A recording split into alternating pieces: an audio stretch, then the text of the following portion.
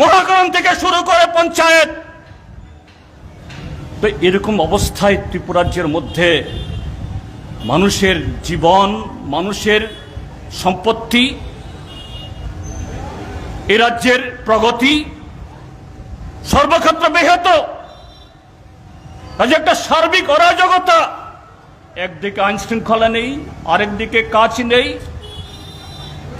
আরেকদিকে হলো যে স্বাভাবিক যে সমস্ত পরিষেবা দপ্তরগুলো দেওয়া দরকার কোথাও নেই, পার্সেন্টেজ ছাড়া, পয়সা দেওয়া ছাড়া। তার প্রতিফলন কোথায় দেখছি আমরা? একজন মন্ত্রী 1.5 বছর 2 বছর না হতে হতে কোটি কোটি টাকার মালিক। একজন মন্ত্রী তো সাংবাদিকের সামনে এসে ফেল করে কাঁদে বলছেন, আমি ট্রাইবেল বলে কি আমি দুটা বাড়ি